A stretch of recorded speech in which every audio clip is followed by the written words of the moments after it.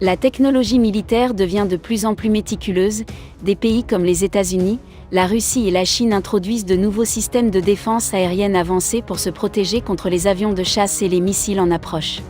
Un système de défense aérienne est une arme ou une technologie utilisée pour détecter, suivre, intercepter et détruire les armes d'attaque aérienne ennemies telles que les avions, les hélicoptères, les roquettes et les missiles.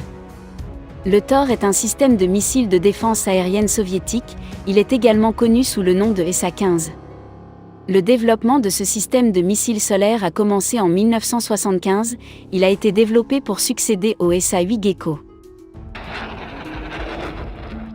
Son objectif principal était d'abattre les missiles de croisière lancés par voie aérienne, il est entré en service dans l'armée soviétique en 1986. Après l'effondrement de l'Union soviétique, ces systèmes de missiles ont été transmis à la Russie et à l'Ukraine, voire à la Biélorussie.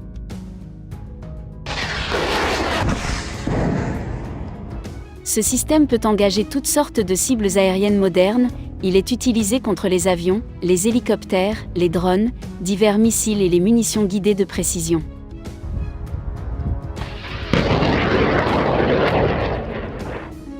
Le Tor peut également détecter et intercepter les missiles anti-radiation, en fait il détruit les cibles que les systèmes de défense aérienne à longue et moyenne portée ne parviennent pas à atteindre.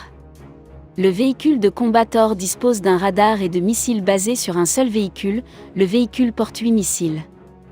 Les missiles sont lancés verticalement, le même mode de lancement a été utilisé sur le système de missiles de défense aérienne à longue portée S-300, bien que les missiles du Tor aient une portée plutôt courte. Ce système de défense aérienne utilise des missiles 9M330. Les missiles sont guidés par radiocommande, la portée maximale de tir est de 5 à 12 km et l'altitude maximale est de 4 à 6 km selon la vitesse de la cible.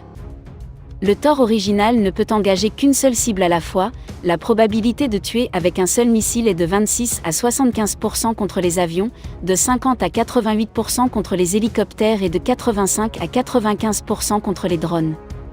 Ce chiffre dépend de l'altitude de la cible, plus la cible est haute, plus il y a de chances qu'elle soit touchée.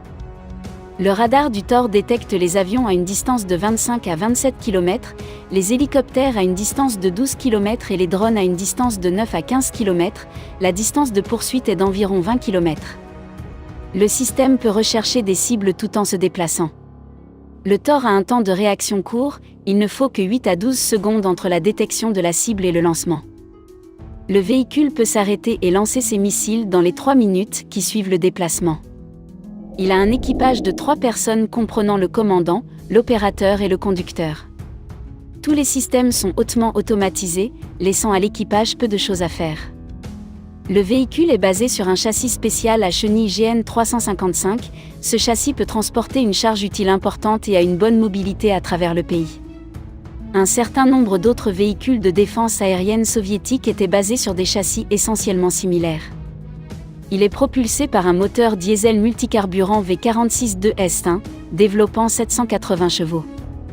Le véhicule a une suspension pneumatique Hydra avec une garde au sol réglable, il est équipé d'une unité de puissance auxiliaire à turbine à gaz qui alimente tous les systèmes lorsque le moteur principal est arrêté.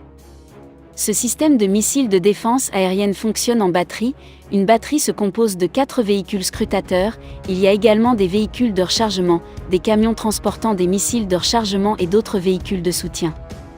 Habituellement, une batterie de Tor fonctionne indépendamment, bien que ce système puisse utiliser les données de cible d'autres radars de surveillance.